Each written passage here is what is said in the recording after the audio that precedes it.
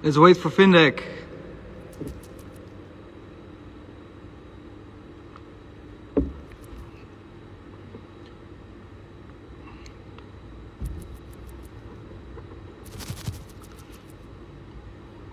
Hi guys.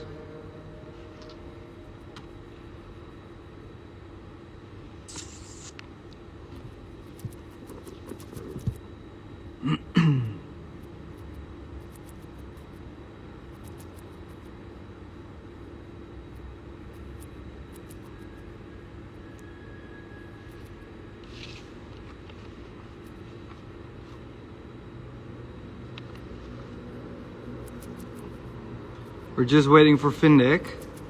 Thanks all for joining. Let's just give it a second.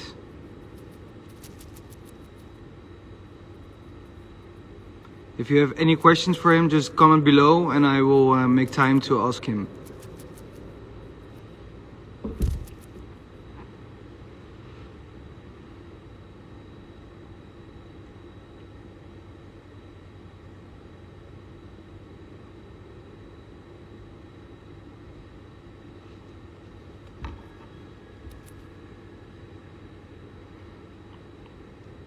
Just give it a second.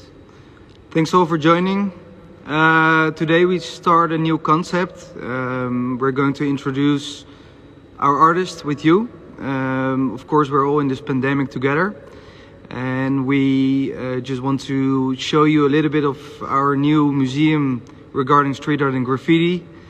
Since you're not capable of welcoming and seeing the exhibition here live, we will do an interview each week with an artist of the collection, and he or she can pick the next one, and it's also going to be an artist here of the collection. If you have any questions for me or of course FinDAC, just comment below and I will make sure to ask him. And yeah, hope you enjoy it. And I hope FinDAC is joining us as well. So let's give it a second. Make sure you're comfortable. I'm sitting here in the freezing cold museum in Amsterdam. So let's just wait for a second.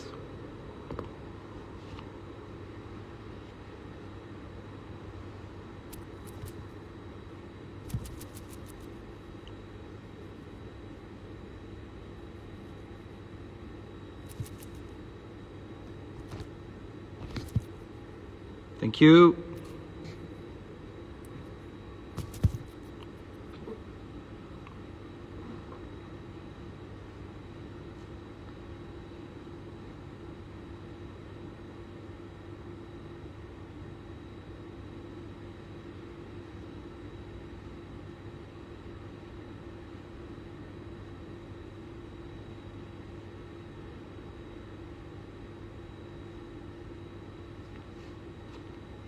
We're still waiting for FinDAC.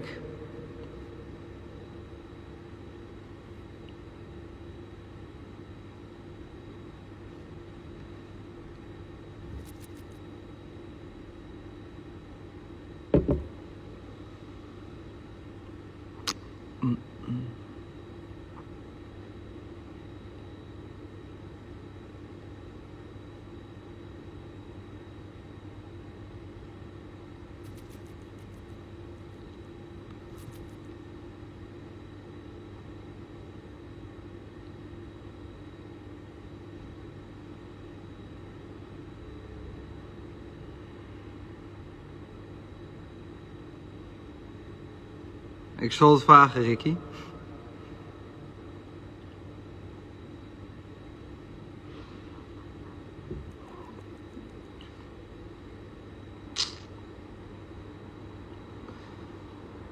So thanks all for joining me. Let's just give it another minute to wait for FinDAC. Oh, wait. Give me a second.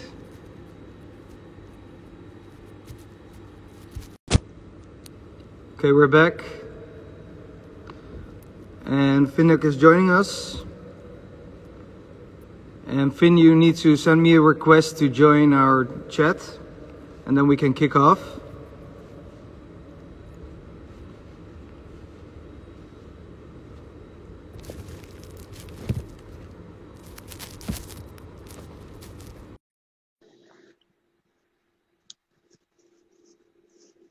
It's the first time, so we have to find a way. Hey, buddy. How you doing? I'm very well. How are you? Good. Yeah. Thanks for joining us today. No worries. Yeah, the kickoff of STRAAT Talks, Yes. introducing the artist of the collection with, of course, your followers, my Mhm. followers here in the museum. Just a little catch up in these difficult times we're all facing. And just sharing our thoughts, sharing your projects, see what's going on. So, of course, we know each other. We do. We do, yeah. You're a dear friend, and I'm We very happy. definitely do. You're a dear friend. I'm very happy that I can kick off with you today. So, how have you been? We didn't see each other for a while. Yeah, I know. For How ages, are you right? doing? I'm okay. Yeah, I'm okay. Yeah. I mean, as you know, I'm working on a solo exhibition yeah. for later this year. Mm-hmm. But actually, the reason I'm doing the solo exhibition was to basically give myself something to focus on during the lockdowns, because I knew that, well, I had a funny feeling we'd be locked down for, a good few months, if not a year or more. And Yeah. so instead of like sitting around twiddling my thumbs and watching too much Netflix, etc., I just gave myself a goal to aim towards. Yeah. Always a busy bee. Yeah, but most of the time, the my annual my year is basically split up into kind of 60-40, 60% traveling and 40% in the studio. I know. Yeah. But there's no way that was going to happen. Yeah. No, no, no. Yeah. No, I'm laughing at Insane's comment. Yeah, me too. Um, the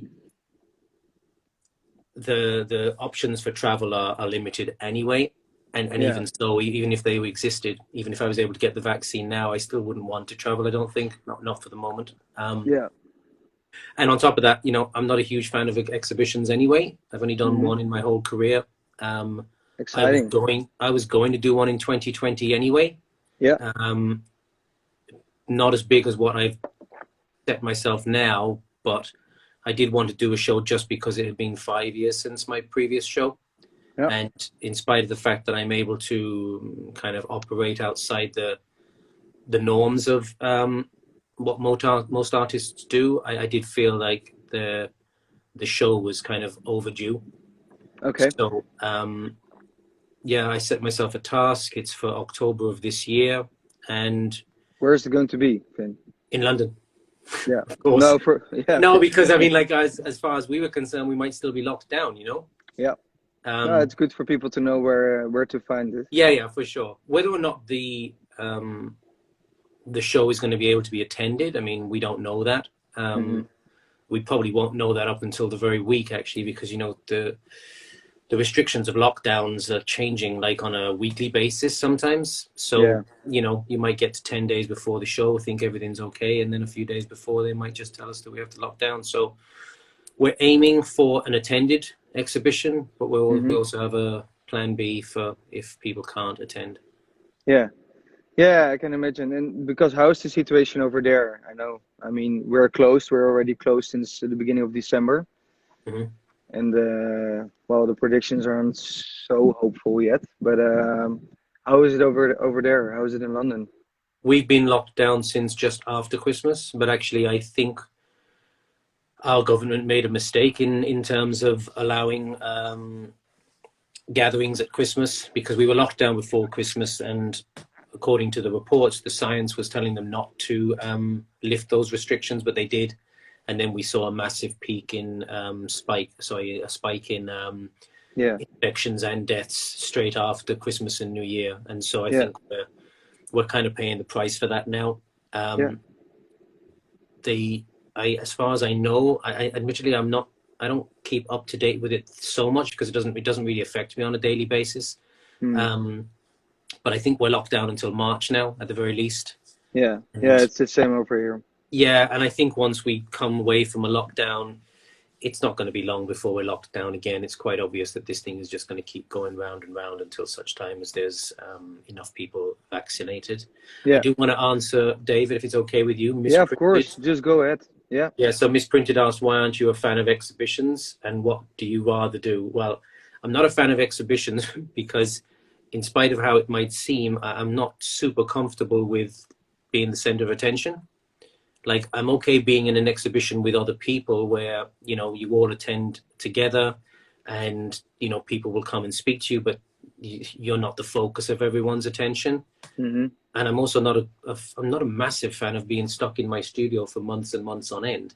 No. That's essentially why I decided to use these lockdowns and this pandemic as an excuse to keep myself in the studio, because I know that even if I wasn't working for the show, what else would I be doing? Yeah. The second part of Misprinted's question was, what would you rather do? Well, I'd rather travel and paint murals. That's my, that was the main reason for getting into street art in the first place. It's not, yes, it has something to do with art, but it also has to do with the fact that I love traveling and I love sort of, not embracing other cultures, but you know what I mean? Mm-hmm. I want to go to places where I don't know things and I don't know how to get around, and I'm kind of like on my own. You know what I mean? Like, left to my own devices, have to sort everything out myself, have to try to communicate with people who don't speak English and I don't speak their language. I actually quite like that.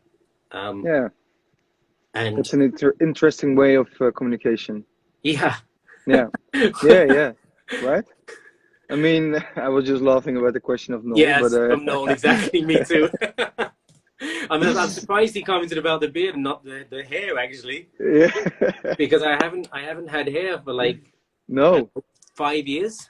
Yeah. Like, I think everyone thinks I think everyone assumes that I'm bald because I shaved my head, but actually it was always more about convenience, because when I'm traveling, I don't want to have to be like taking fucking hair gel and whatever else with me. The simplicity of just having it like cut super short is the reason I done it. And because I've been traveling so much in the last 5 years, I've just kept it that way. But now that I'm not traveling this year, I just left it go because, like, who cares? Yeah, no. Yeah, I don't know you like this, so it's also a little bit new Noah for said me. he can't see the top of my head. There it is. It also looks fine, Finn. It also looks fine. So, but of course, you already mentioned, and I also know you this way, you travel a lot. Mm-hmm. So what do you miss the most? Which city, which event? It's not down to individual cities or individual countries. It's just the purpose of travel. Mm-hmm. Like, for me, I get a lot of inspiration from the people I meet, from the cultures I meet, but I also get inspiration from just traveling. You know, I've always been a fan of traveling anyway. I think it does open your eyes to a lot of things, things that you wouldn't necessarily experience in your own country, because we all have, whatever country you grow up in, you have a traditional culture, but you also have a modern culture, the way that you communicate with people, the way that you speak, the way that you act. You know, British people have a particular way of acting that's unique to them. And so when you're constantly in contact with people from other countries and other cultures, it definitely broadens your horizons and gives you a much more of a kind of mediated outlook on life. Yeah. You know, because you are, I don't know if it's the same for everybody, but for me, I definitely absolve lots of stuff from other people and other cultures. Not necessarily consciously, but subconsciously. Of course, for my work, I do that anyway. But yeah, it's just, I just love traveling. I don't mind being on long plane journeys either. It's just like, no, I know you can travel for months without being in London, right? Yeah, and that's the other thing, is that when I do travel, I don't go somewhere to one location and then come back. I generally hop from one place to another. Just before lockdown, I had been on the road for like 8 months, mainly because I had made a decision that I needed a sabbatical anyway. The kind of hamster wheel of traveling, coming back, getting as much studio work done as I could before I went off again, that had started to grate on me quite a lot. And I kind of realized that I wasn't happy with it. So I needed to do something to change it, and the easiest thing to do was to just go off and paint, not with any real plan. Of course, there was definite locations that I was going to visit on that 8-month trip, but there was also lots of space in between where there was no plan whatsoever. And quite often there was no plan actually, even just in terms of what I was going to paint on a particular wall. Most of the walls were kind of decided on the spot. Oh, really? Yeah, because like this method or this ideology of allowing the wall or the location or the surroundings to have some kind of influence on what you're painting has become more and more important to me. And you can't do that every time, of course, because some walls don't allow that. But you've seen the murals that I've painted where I've incorporated the architecture in some way. Well, that's part of it, is that if I get those opportunities, I'm much more inclined to do them, because I'm not just putting a painting on a wall. I'm doing much more than that. And that for me is where the interest lies now, because one of the things that I kind of dislike about street art is that a lot of people don't take anything other than their design into consideration. They know exactly what they're going to paint. They order their paint before they get there. This isn't interesting to me. No. I'd much rather, if you're going to paint in France, well, the light is different than it is in California. You're not tailoring your color scheme to suit those different light sources, then you're not really doing your job as a street artist. That's how I feel. Because essentially what you're doing is you're taking an illustration from your sketchbook and you're putting it on a wall, but that wall could be anywhere. There's nothing in how you're painting it or what surrounds it that kind of lives or breathes through the work. You know what I mean? You're just painting something. So you shape your drafts based on the surroundings. Correct.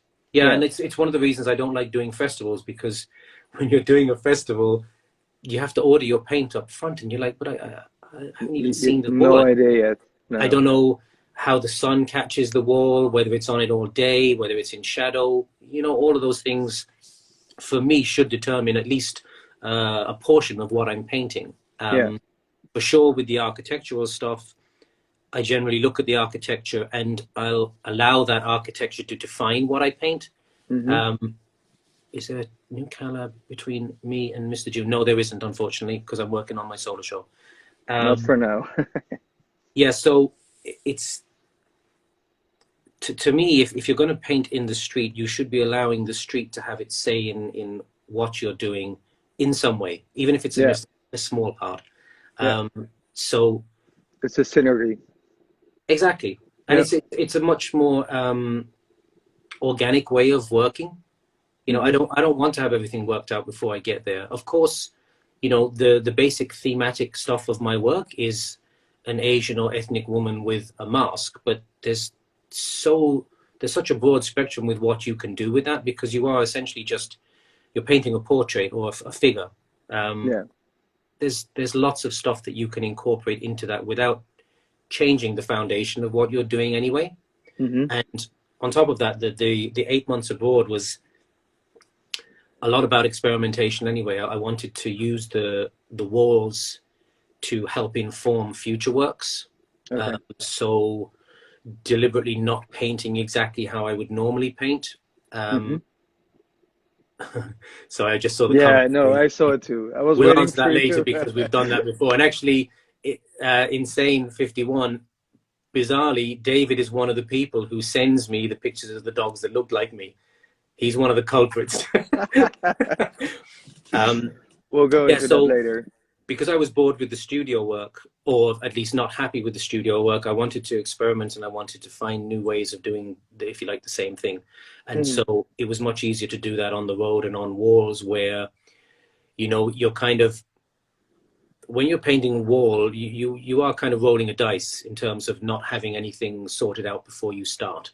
There's an insane amount of ways that things can go wrong. And so you're putting yourself under more pressure to get it right without any forethought or without any pre-design or whatever you want to call it. But I prefer that. Yeah. I don't want to be safe and secure in everything I'm doing. That's not why. Well, for me, that's not the purpose of being an artist. The purpose of being an artist is to constantly evolve and mutate and change and experiment and hopefully get better. But that's not for me. You're getting there. I mean, no, I mean it's not for me to decide, though, is it? It's up to other people to decide whether or not I'm getting better. For me, the pleasure is not in what people think of me, but actually what I'm doing myself. I get enough for myself out of what I paint, so that I don't need the ego boost of people telling me that I'm amazing or whatever. You know what I mean? Yeah, no, that makes sense.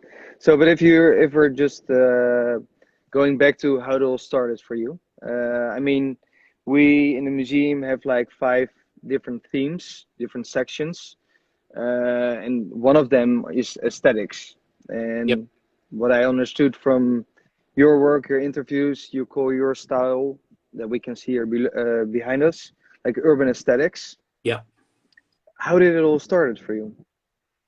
The term urban aesthetics was coined because in my early days in London, street art has changed so dramatically over the years that we seem to sort of forget that in the early days of street art, especially in London, the work had a very masculine feel or edge to it.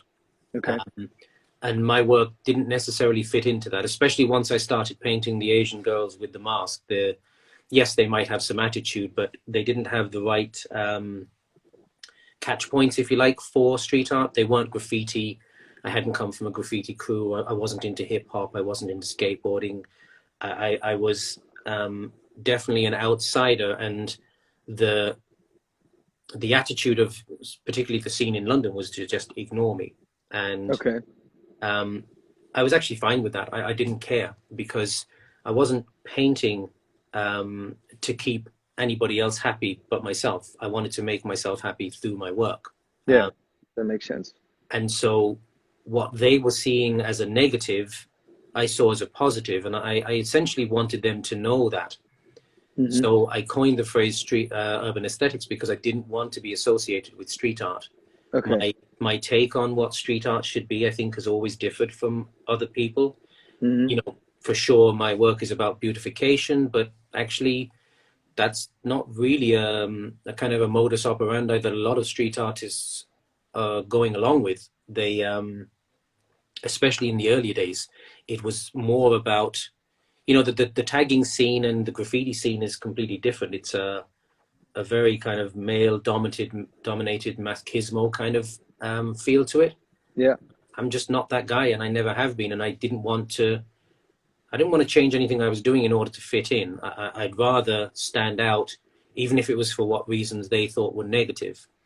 So calling my work something different was a deliberate action, not just to prove to those people that were being negative towards me that I didn't care, but also to prove to myself that I was strong enough to ignore what they were doing and what they were saying and just do what I wanted. It did coincide with a period where I was laid off of my job, and the chance or the opportunities to travel were increased because I didn't have an office job, and I had no time scales or schedules to adhere to. And so in the very period that I started to call my work urban aesthetics, I was having more opportunities to travel. And what I realized as soon as I started traveling was that actually the problem wasn't my work. My work was appreciated in every other place that I went. It just wasn't appreciated in London. So it was London that was the problem. The look and the feel of my work just didn't gel with the scene here in London, but it gelled everywhere else. And so what I did was I just started traveling more and more and more, and just ignoring all the stuff that I was hearing about myself back here where I lived. And maybe that's the reason I still travel to this day. I don't have a huge amount of time for London because I just don't like the falseness of it, Like, okay, you're not part of our clique, so we don't want to know you. That can't stand Do that. you still experience it in this way right now? Yeah, it's not as prevalent now because I think a lot of people tailor their attitude or temper their opinion because of the fact that I've been successful. You know, there's definitely people who ignored me when I was starting out who are now more than friendly to me. Okay. And that's just simply because what I've done has been successful in its own right. I haven't relied on people in the scene to help me out in any way, shape, or form. I've just done what I've done, and I've ignored. Well, I can't say I've ignored all the negativity because it's impossible to ignore the negativity sometimes, as you know. As I know. Yeah. But for the most part, I use it as a fuel for my fire. Yeah. Well, Nothing better than that, actually. yeah. And I mean, the scene also in London is changing a lot, right? Right now. Yeah, compared to a couple of years ago. Well, exactly. And the thing that I've always found strange about London is that nobody really comes here to paint. Not anymore. You know, the mural right? scene does not really exist in London. The opportunities to paint, the scale and size of the murals that we paint all over the world, the opportunities for those in this city are few and far between. Like they really are. There's not a huge amount of dominating walls here in London, or at least the areas or the locales that are associated with street art. There's not many great walls. There's not even many big walls, let alone great art on them. And unfortunately, the mural scene internationally changed when everybody started working bigger. Yeah. And it's not. I'm not saying this is a good thing because sometimes it's not, but it's the big walls that attract attention. Small walls don't get much love anytime. Yeah. Not anymore, anyway. Not anymore. No. No. And so because of the way that London streets in particular, like central London, the way the streets are built, they're narrow. They don't have a massive aspect in front of the wall, so you can't really sort of step back as a viewer and appreciate what you're seeing. Right. This question here, what was the process like to go? There are a lot of questions, actually. Are you taking note of them, David? Yeah, sort of trying. I'm also listening to you. What was the process like to go from creating art to being able to create a source of income through your art? Kitty Gray. To be honest, that wasn't a process for me at all. In my early days, I was still working in an office anyway. For the first 4 years, I was doing art on the side. And so I had an income to support me, and I didn't care about selling my work. I was doing my work, especially the street stuff and the paint jams and illegal stuff. I was doing it for the enjoyment of it, basically, just to take myself out of my comfort zone and to do something different with myself and with my life and change my attitude. Yes, the finances eventually sort of came my way, but I can't say that I did anything specifically to enable that to happen. It just happened as organically as a matter of course. Okay. There's another question by Raw Bengal. Don't know how to pronounce. Go right. Do you see it? Yeah, I speak to him on a few occasions. With that in mind, do you have a work where you stepped back and said, wow, that really worked out so much better than I imagined? Yeah. That's hard for you to say, or not? It is hard for me, but there's definitely been a couple of occasions. Well, there's been one occasion where I stepped back and thought, okay, that I don't think I could have done that any better. And then there's been other occasions where other people have said to me, like, that's a game changer. Sometimes you don't see, like, if you've worked on a wall, especially with me, if I've worked on a wall for more than 5 days, I get bored. Like, you're looking at the same thing over and over again, and it's tedious. Do you remember how long it took you to make this one? Which one? The one behind you? That was a day and a half, wasn't it? Something like this. Yeah. Maybe two days max.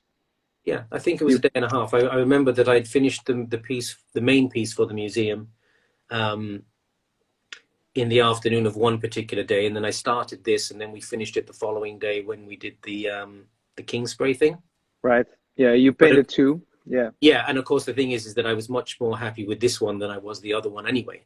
Yeah. The other one is not a favorite of mine by any stretch of the imagination. No, I know. Whereas that one behind you has become like not just one of my favorite, but actually I think one of the fan favorites as well. Yeah, yeah, it's also my favorite. At least my favorite of your works. Not the I one that you've mean, got hanging in your house, right? Okay. I would do Yeah, this great, for sure. whatever. Whatever. All right. So there was a message of cat or hound, ignore Yeah, negativity. Kat is the lady who runs the women's mental health facility that I painted in Ladbroke Grove here in London last year. Okay. So I've kept in touch with her over time, and I think we sort of speak on the phone every, I don't know, 2 to 4 weeks just to catch up. Cool. I've spoken to her about this stuff already, Yeah. mainly because she works in a difficult environment, let's say, and so Mm-hmm. she's kind of dealing with this kind of stuff all the time. Whereas On a daily business. for me, it's easy to ignore it because when I'm working on a wall or when I'm working in my studio, it's just me. The noise from the outside in terms of negativity doesn't have to like get through. It really doesn't. If it can get through if I allow it, but most of the time I'm able to switch off from it. Yeah. No, and you're also a big help for others to switch off the negativity, like myself. Yeah. Well, the thing is that like for me, my own personal experience, if I can, if I speak to someone about that and it can help them, then I will, for sure. Mm-hmm. Because Yeah. I've definitely been in positions in my life where that negativity has got me down. Yeah. And 100%, if I hadn't become an artist, I would still be affected by that. It's only the happiness and the contentment that came from doing my art that enabled me to start to switch off from those things. And it's not just negative talk, it's negative situations, it's negative people. Being in a position to recognize those people and keep them out of your life is not something I did before. And I'm definitely not 100% with it now. There are still people from time to time who get into my inner circles who are negative, but I think as soon as I find out that they're like that, the door is shut, and there's never a chance for them to get back in again. No. I think most of us have enough negative situations in life to deal with it without getting it from somebody else, especially when that someone else is either pretending to be your friend or is close to you in some way. Better to switch off and focus on the good things, right? Yeah, exactly. So I'm going to answer this question from I'm seeing a lot of questions, so let's focus on because that. I think Heinz is one of the early guys. If not, I know I've been seeing his name online and maybe communicated with him a few times over the years. There's a very valid reason why I started with stencils, and it's to do with spray paint. I don't come from a history of spray paint in any way, shape or form. I wasn't a tagger, I wasn't a grapher. And when I started using spray paint, I literally had no idea how to use it. And what stencils do is they allow you to control the spray paint in a very, very specific way. Like it's a perfectionist way, as long as you've got the stencil weighted down or taped down or whatever, then you don't get overspray. But just the cutting of the stencils themselves, they control where the paint goes. So it was totally about that. And actually the journey from there into the freehand stuff actually came from trying to limit the number of stencils I was using for one piece. So when I first started, I was doing like 6 or 7 layers. We call them grayscale, and any number of gray colors from white to black.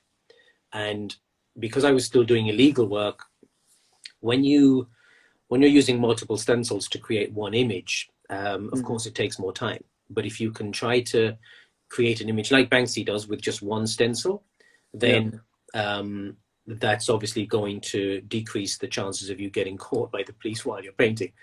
And so I was trying to do that. But the thing about that is that like, that Banksy style, I'm not a huge fan of it. I don't like the look and feel of the end result. And so what I was doing was I was trying to utilize the stencil in a way as just a template, and then shade within the confines of that stencil in order to create depth for the piece. And so that culminated in me having a very simple stencil in terms of what was cut out. So I wasn't, like when you're doing a sketch on a wall, you're sketching out the lines. Well, essentially I was using the stencil for that. I was able to travel with a big stencil with just a few lines cut out of it, spray that on the wall, and then utilize those lines as a kind of a sketch, as a template for starting the piece. But then the shading technique that I developed to go with that is essentially what my work became in the end. Yeah. So when did you make the change of going from stencil art to freehand? Not long after I started traveling. Then there's again a very valid reason for that. So as we've spoken about already, my travels are very, very rarely planned. So, I could turn up in, let's say, somewhere like Colombia, and I'd have some pre-cut stencils with me, but I don't know what size wall I'm painting. So quite often those stencils didn't suit the wall. But once you have the stencils cut, there's nothing that you can do about it. You're either going to paint that or not on a wall that's too big or too small, and it's going to look bad, or you have to figure out some way of getting your work on the wall, for some other way of getting your work on the wall. And also traveling with stencils is not easy. It's hard work. Like, if you're going to be on the road for 3 months and you're going to paint 12 pieces, that means you have 12 different stencils, and some of those stencils are huge and they weigh a lot. And it's not fun. My bags, even to this day, they're always overweight because I'm traveling location to location. So that the more and more that you can kind of like reduce what you're carrying with you, the better. And plus, for me, the stencils seemed to be a good idea for studio stuff. They weren't such they weren't so helpful on the road. And the other thing about it is, as well, is that when I did make that break to just freehand stuff, there wasn't a massive difference between what I was creating with the stencils and what I was creating without the stencils. The look and feel was exactly the same. And in actual fact, I think that in the end, what happened was that the finesse of the work came when I stopped using the stencils, because the stencils had become a kind of a restriction. Whereas before, when I started, they were restricting the use of the paint in terms of keeping it defined and keeping it perfect. But over time, they became a restriction in terms of not allowing me the freedom to adapt an image to suit whatever wall or surface I was painting on. Yeah. So there are a lot of questions, Finn. So let's just pick a couple, because we already shared that you would love to travel again as soon as possible. Cat's Coffee Creativity. She's a friend of mine from New York. Yeah. I've been caught. Yes, I have. I was actually, weirdly, the one and only time I was like caught red-handed was in a mental hospital, in a disused mental hospital, I should say, in the south, with a load of friends. We all went there, like maybe 12 or 15 of us, to just jam this whole place. And I don't know, security must have seen us somewhere along the way, and the police came in, and they gave us an option that we could leave straight away, or we could stay and be arrested. So we left. So I imagine there are a couple of those friends also in the museum, right? Or not? Yes, I think so. Is Snob in the museum? Yeah. So he was the one who organized that trip. Oh, Snob. No, sorry. I thought Base. No, Snob. And no Snick? Ben? No, I don't think Snick was on that one. It was like, it was a lot of predominant, well, they were all English people, of course. But it was the kind of crew that I used to hang around with. I think My Dog Size might have been there, but I don't think so. He was definitely involved in some paint jams, but I don't think he came to the mental hospital. Okay. So people are laughing about the fact that it was in a mental hospital. Yeah, I know. They should have just kept us in there, right? You're not mental at all. No. So there are a lot of questions like, when are you coming back to New York? When are you coming to Chicago, Italy? Do you have any plans already settled, or? No, so we all have to wait. With New York, I have 2 walls essentially waiting for me. Right. Cool. Cool. But they were waiting for me since late 2019 anyway. So it's the first thing for me is to get the show out of the way. So I'm going to spend the whole of this year locked up in my studio. The show is in October. Of course, once that's over, if travel allows, I will go off. If Miami Basel is on in December, then I'll go to that. But I've heard rumors. I've heard rumors that it's going to be in September this year, which means I can't go. But okay. For sure, I'll start to travel. But I'm not going to go to New York in November and December because it's fucking freezing. It's freezing right here. Yeah, right yeah, exactly. Now. But this is why I go to New Zealand and Australia this time of year. Yeah, because it's that's also a great project, right? Yeah. You're working on. Steve Barnum says you're lucky to be left out. Whatever. I'm going to answer Elro Lovers. Yeah. Just because he's asked about the mask, and actually he asked that privately as well. When I made that post earlier about people asking questions, the problem is I can't tell you. I can tell you the things that the mask were based on, but I can't tell you the reasons for the mask because the reasons for the mask are a private thing, and I've never told anybody, even like old girlfriends. So the mask was based on 3 different things. It was based on the paint masks from the Amazonian tribes in Brazil. Okay. Theirs are always predominantly red. There's a pop star from the 80s from the Eurythmics called Annie Lennox, who in one period of their career she had this paint stripe across her face, and actually in the first iteration of the mask it was just a stripe. It wasn't shaped in the way it is nowadays. And the third one was a character called Pris from Blade Runner, the original Blade Runner film.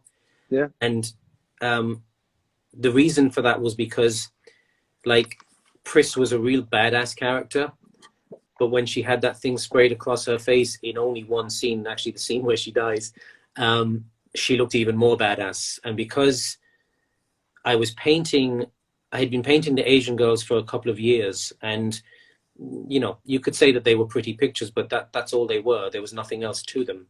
And so I was painting these kind of like pretty Asian girls, but I wanted them to have more attitude. And so it seemed logical to me that the paint stripe across the face would give them that in a very simple way. Okay. So, and why did you start painting the Asian girls? Is there a reason behind it, or is it just... Yeah, that was based on the fact that there wasn't many positive depictions of Asians in the world. And actually, I think there still isn't many positive depictions. But for sure, over time, what I've realized is that actually the majority of women don't think that there's enough positive depictions of them. I mean, if you take the white women to one side, then for sure, there's lots of positive depictions of white women. But when you get to things like indigenous New Zealanders, Maori people, Native Americans, Cambodians, whatever it might be, there's not a huge amount of positive depictions without including some kind of sexuality, and that's what I strive against. I don't want the pieces to be sexual. Yeah. I want the enjoyment of them to be about something much more than that. Right. So I already saw a question below and I also wrote it down. So how do you pick your models, your muses? It's not an easy one to answer because it's I don't think it's necessarily a conscious thing. What I've realized over the years is that do you remember when I painted in Berlin? I did that piece where half a dark angel and half a white angel. Do you remember that? It was a long time ago. No, it was like 2 or 3 years ago. The image was split down the middle. It was on a piece of wood outside of Urban Nation, and it was a black girl. Yeah, of course. Yeah, black girl on one side, and a Russian. Stood in front of it, right? Yeah, exactly. Russian girl on the other side. But actually, when I split the image down the middle and brought them together, the facial structure of those 2 girls was virtually exactly the same. Like you wouldn't even have known that the image was 2 separate faces unless you were told, because there was hardly any difference. So I think over the years it's become clear to me that I obviously subconsciously go for the same facial structure, no matter what ethnicity the girl is or the woman is. And so there is a definite facial structure that I go for. It's always big eyes, high cheekbones, small nose, what we in England would call an elfin look. I don't know how you describe it in other parts of the world. And, you know, because of things like the algorithms on Instagram, etc., because for the last number of years I've been posting what essentially to the algorithm looks like the same face. What it does then is it feeds me that same face in other formats in my feed. And so I'm constantly being bombarded with faces that look like my work. And so for sure, if those faces keep popping up, and sometimes it's the same face. If I notice that face, then I've noticed it subconsciously, not consciously. And so what I do is that I'll like one of the woman's pictures, and if her picture keeps coming up in my feed and I keep noticing it, that for me means that that's a face that I'm conscious of. I can't say attracted to, because attracted to is a whole other connotation. Sexual thing. Exactly, and it's never a sexual thing for me. No. Ever. And I think I go out of my way to ensure that I'm not into any of the models that I choose in that way. No, you told me. I don't want that to be a part of my work. And so there's occasions where the models have reached out to me.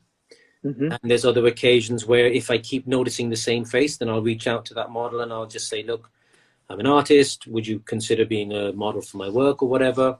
But, you know, the scenario that I get myself into with the models and the muses is quite defined. You know, I don't do the photo shoots myself. Oh, you don't? No, I'm never in a situation where I'm in a room with a model unless I've traveled to a location where they live, like Miami, and I'll just meet up with the model. But I don't meet up with the model on my own. I meet up with the model with my friends and potentially or hopefully with their boyfriend, so that there's no underlying tension or ulterior motive, you know, because I think a lot of the time some of the assumptions are that, you know, the artist sleeps with his muse. Do you get this a lot? Yeah, the assumptions of that, sure. Not from my models, because no. From with my models, even from the initial approach, it's always done in a very professional way. It's always done with an invite for their parents or their guardians or their boyfriends to be included in the conversation, just so that there's no gray areas as to what this is about. And I always stipulate right from the word go that I don't want to do a photo shoot. All I'll ask from you is that you can provide me with either selfies or some kind of photographs of your face that I can utilize on Photoshop by cropping and chopping things out and putting them together. So the awkwardness that sometimes can be associated with the artist-muse relationship is never there for me. Yeah, no, I'm laughing because yeah. Of course. You know why he's saying that? Because he wants to be one of my models. Yeah, of course he does. To answer Nomad Black Pine, I have no art education whatsoever. I don't even have high school art education, simply because I went to a technical school. My brother was a couple of years older than me. He was technically minded or mathematically minded, and he was recommended to go to this particular school. And because we were poor and working class, when it came my time to go to high school, I had to go to the same school as him because I would get the hand-me-down school uniform. Oh, okay. Yeah. Older. So yeah, I didn't even have what's that? Can you blink? I thought maybe it's somebody you know, but Oh. Well, I don't. Well, I made. You don't blink? I don't recognize the name. I'm assuming they're talking to me, right? Am I not blinking? I think so. I don't know. I'm blinking all the time. But if I'm not, it's not deliberate. No, okay. So it's not somebody you know. All right. Anyway, so do you have a favorite of not your muses, but your works? Yeah, but sometimes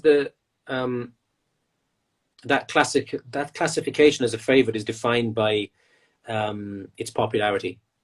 So Okay. like when I first painted Shinka in Australia, I really liked it. Of course, Killer Instinct is a favorite, but that's not a favorite just because of its popularity. That's a favorite because it was the first piece that I really done where I could tell that my work was heading in a different direction, and it was taking because Killer Instinct. There's one in here somewhere. Yeah. Hold on. I'll get Yeah. the phone. Okay. Watching the studio of Finn. Yeah. So Killer Instinct is literally that badass attitude in its entirety. Everything about that image was badass, and it sort of helped me to realize that I could do what I wanted to do in terms of painting the Asian women. I mean, yes, you could say that that's a sexy image, but it's not sexual. It's more about her attitude and the way that she's looking at you.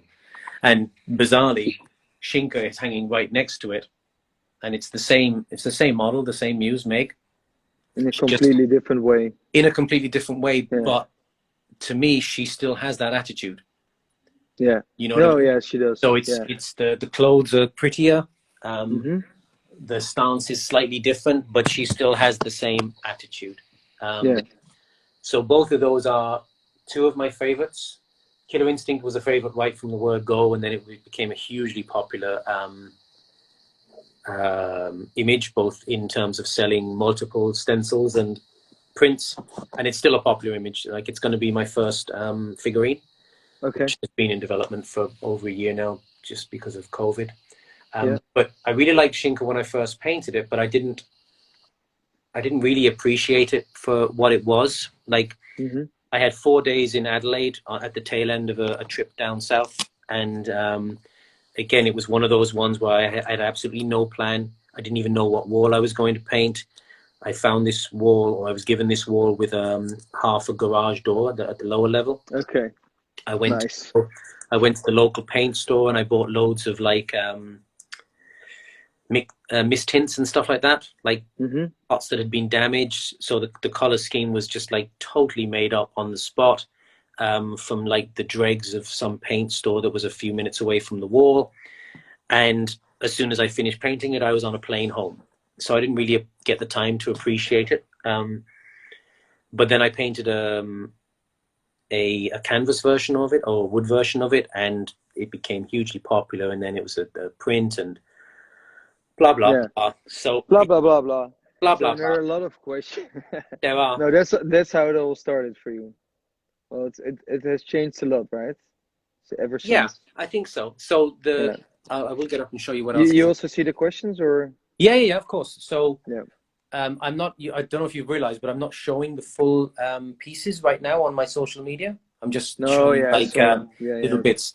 And if we'd had the interview last week when we were supposed to have it, you would have seen many more pieces, because everything that I've finished so far is packed up and ready to head off. Okay. Because they're all going to be framed. So there's like a few pieces there, but I still have this one in the studio. So it's on its side because it's so long. Okay. So as for what to expect from the show, which is what somebody just asked there's going to be lots of different styles. So this is the first one that I've actually ever painted the woman in full color, with the color of the skin and everything. So it's not like a white or a monochrome face. If I turn it, does that? No. Yeah, this makes no. Yeah, perfect. Wow, that's amazing. So there's going to be a whole series of these, which are extremely landscaped, very close crop on the face. There will still be some of these kind of like, if you like, rock star portraits, but not these ones. These are for a different project. Okay. But yeah, there's 3 or 4 different series, all in different styles, all in different cuts. So like with this one, it's cropped really close to the face, and it's more focus on the eyes and the expression. And of course, there's still going to be some where the focus is on the clothing, as the traditional stuff. There's lots of different. So the show is going to be twofold. There's two floors in the gallery.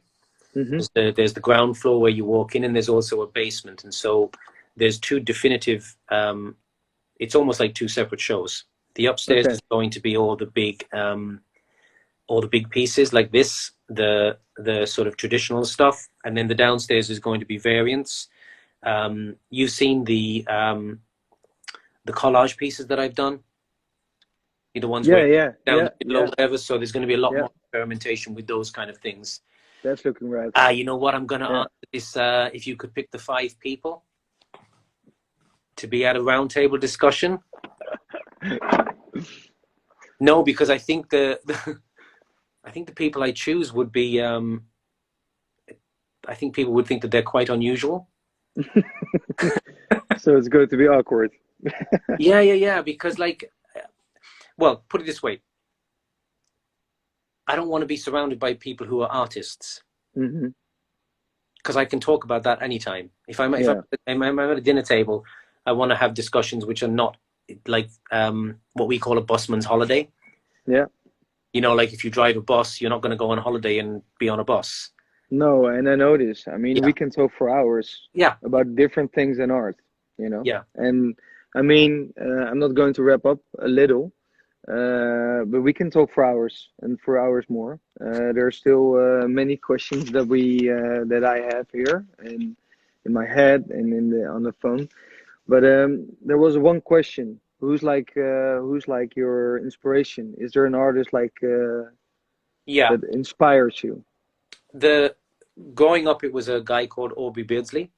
He's actually the reason why I dubbed my work urban aesthetics, because he's the guy he was a book illustrator more than anything else, and he illustrated all of Oscar Wilde's books, or a lot of Oscar Wilde's books, and he had a very, very unique style. But he died before he was in his mid-20s, so he had a very short career. But the way that he drew women and the style and the intricacy to the way that he worked had a big impact on me.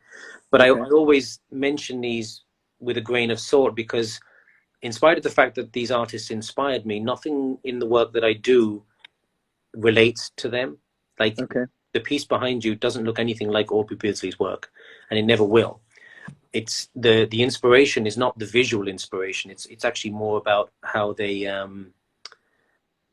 inspired me to become an artist, not to paint what I paint. And I don't think any of the artists that I grew up loving, like Aubrey Beardsley or Salvador Dali or even Andy Warhol, none of those people have inspired the look and feel of what I do at all. You remember that early last year I did this Redux series where I took one of my images and I cut it down the middle and I recreated the second half in the style of another artist. So Aubrey Beardsley was one of those. And Julian Opie was one of those. And what I realized when I recreated was that I'm much more inspired by illustrators than I am by painters. And all of the artists who I did the recreations of, each one of those artists is a definitive artist for his period. In terms of painting women. So Patrick Nagel in the 80s, he's the guy who designed the Duran Duran Rio album cover. His women were synonymous with the 80s. Aubrey Beardsley's women were synonymous with the turn of the 20th century. Each one of those artists seemed to have defined the look and the feel of the way women were depicted in their era. So maybe underneath all of this, what I'm doing, that's what I'm aiming for. That I want my women, or the women of this era, to be defined by my work rather than anybody else's. And it's not to say that I'm going to achieve it. I might not, but maybe that's the underlying kind of goal. It's a good mission. Yeah. Somebody asked about the solo show earlier, didn't they? I think you answered, right? I don't know. The solo show is going to be in London anyway in October. So, and is there like one artist that comes to mind when I ask you like a new collab in the future? Who's it going to be? No, I don't really think like that. No? Most of my collaborations have been with very good friends. Mm-hmm. For sure, some of those artists haven't remained very good friends, but when we did the collaboration, we were very good friends. I think, Yeah. I don't know if the last collaboration I done was the one with Mr. June in Miami, but I think it might have been. Yeah. Before Could that, be. it was Kevin Lido, both of whom are still very, very good friends with me. I can't see him. All I can see is my piece. Yeah. Is he He's next to me? there. Oh, that's lovely, isn't it? Me and It's Kev side by side again. yeah. That again. Yeah. Yeah, so So and I don't really think about it in those ways. Like my collaborations have always just happened because of the friendships. mm-hmm. Yeah, I know you've got a lot of friends, so maybe it's going to be difficult to pick one. Hmm. But I'm going to do this weekly, and you know a lot of the Uh, artists that are part of this collection, yeah, I've already thought about this anyway. of course. Because when I thought about it, that time that we were there to paint those pieces that are behind you, Mm-hmm. that was the first time that I met Milo in LA, Right. and Good choice. they're two of my best friends now. Yeah. Like I've been on numerous trips with them. I've been to a wedding with them. I've I been know. to Yeah. Tahiti. I've been to New Zealand. So Yeah. David LHR just said, which artist do you enjoy traveling with the most? Well, Kevin, Sebastian, and Mr. June, of course, because they're my Mm-hmm. Miami buddies. But Yeah. LA and Milo, they're the people I enjoy being them with the most. And I think Yeah. I spent the most time with them than I have anybody else in the last few years, in terms of artists. Yeah, well, I'm very happy you. The question was going to be like, who should I call next, right? Yeah, Milo. Because, yeah, no, yeah, but I didn't finish my question, so maybe Okay. people don't understand what we're talking about. Sorry. But no, it's fine. I mean, I'm very happy with your choice because they're also dear friends of mine, Hmm. and their work, his work is in the museum. He also painted two. Yep. His smaller one is also right now in the museum, and the bigger one is in our storage. Hmm. Anyway, I would like to thank you, Finn, for your time right now. No worries. Thanks for It's having me as the first. yeah. No, I'm very happy. We're the first STRAAT Talk that we did.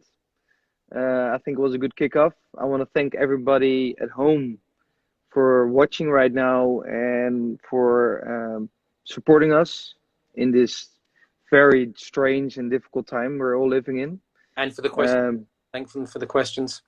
Thank you for the questions. And apologies if we didn't get to answer your question. Yeah, sorry. Oh, there was a question of insane, or did you already answer it with the dogs? Yeah, again, that's got nothing to do with me. It's to do with my weird friends, which you're Yeah, included. yeah. Well, anyway, thanks, buddy. Thanks Cool. for your time. Good luck with your preparations for the solo show. Thanks, man. I'm sure we'll catch up soon. Stay safe, Take and care. hope to see you soon, man. Ciao. All right. Thanks, everybody. Thanks for joining us. Bye, everyone. See you next week, and then we're calling with Milo. Bye.